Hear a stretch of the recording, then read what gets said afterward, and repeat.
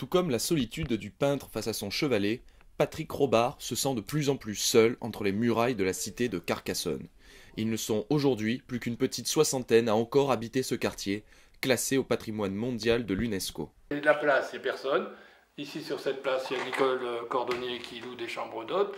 Il y a nous. Dans la rue, avant Philippe, il n'y a personne non plus. Je crois qu'on atteint un seuil où on va devenir une espèce de réserve. Un jour, on va subventionner l'implantation de colons à l'intérieur de cette bâtisse. Il faut voir que Venise se vide de ses Vénitiens et Carcassonne, la cité s'est vidée de ses citadins. Depuis 62 ans maintenant, Philippe Decaux vit à l'intérieur des murs de la cité. Tenancier du bar-restaurant Le Sénéchal, c'est une personnalité bien connue de la ville et du quartier. La cité, il ne se voit pas vivre ailleurs. Amoureux transi de l'endroit, il est le garant de la mémoire et de la vie à l'intérieur des murailles. J'allais dire, quand tous les matins on ouvre sa fenêtre et qu'on a ça sous les yeux, on a un petit côté, un petit peu l'impression d'être privilégié un peu. Comme tout ce qui est instinctif, si vous voulez, c'est un coup de cœur, ça s'explique pas, un coup de foudre, ça s'explique pas. Quand on a la chance de naître dans un lieu qui a du caractère, je pense que ça va faire la même chose pour la personne qui est née au pied des Pyrénées ou qui est née en bord de mer. Viscéralement, il y a quelque chose qui vibre, mais qui est inexplicable.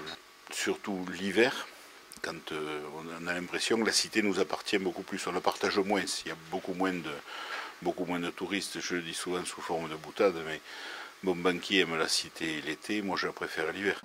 L'hiver lui rappelle aussi son enfance dans la cité. Tout petit, il arpentait déjà ces ruelles qui n'ont plus de secret pour lui. Seulement, la vie était bien différente à l'époque, et ça, Philippe s'en souvient. Du temps où la cité était habitée et fonctionnait comme un petit village.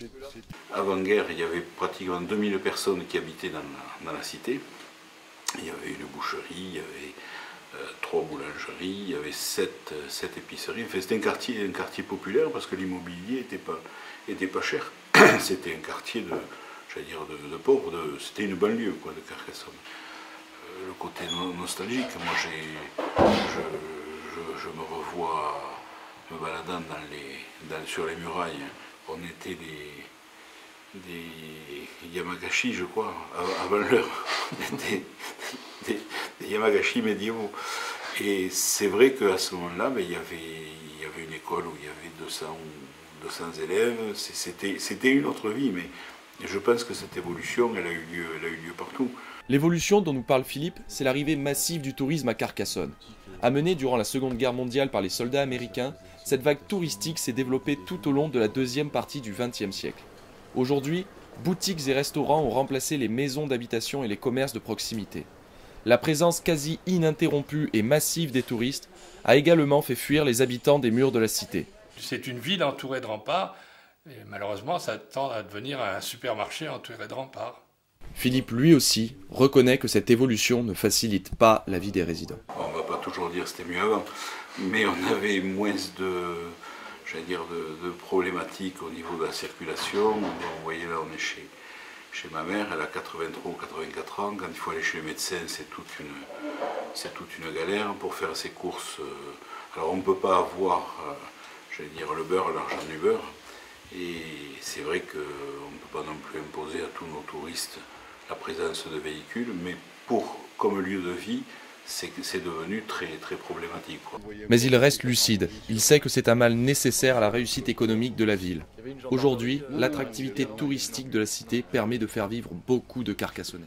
Pour améliorer les conditions de vie, ça va un peu à l'encontre de l'objectif qui est d'avoir le plus de monde possible, quoi. On ne peut pas, pour une quarantaine de personnes, mettre en péril ce qui est quand même une clé économique importante pour Carcassonne et pour la région. Face aux problèmes quotidiens rencontrés par les habitants de la cité, la mairie de Carcassonne s'active. Par l'intermédiaire de son conseiller délégué aux affaires de la cité, Jean-François Demiaille, des projets sont mis en place pour améliorer le bien-être des résidents. L'autre point important que nous avons mis en place depuis cette année, ça a été de leur rendre le droit d'accès à la propriété riveraine. Les habitants ont donc maintenant le droit de pouvoir circuler en voiture dans la cité. Ainsi, le problème de l'isolement semble résolu. Aujourd'hui, nous pouvons stopper, effectivement, momentanément, ces demandes de la part des particuliers de transformer leur maison d'habitation en commerce. Nous souhaitons en fait inciter les propriétaires à faire de la location, alors location permanente ou location saisonnière, en tout cas pour recréer une vie et de l'habitation dans la cité. Ils ne sont plus que quelques-uns aujourd'hui à encore vivre à l'ombre des impressionnantes murailles de la cité de Carcassonne. La vague touristique a à la fois tout et rien changé dans leur vie. Ils ont la cité dans le sang. Ils l'aimeront et l'habiteront quoi qu'il arrive. Reste à espérer que les générations futures les imitent pour que la cité de Carcassonne ne devienne pas une ville-musée dépourvue d'âme.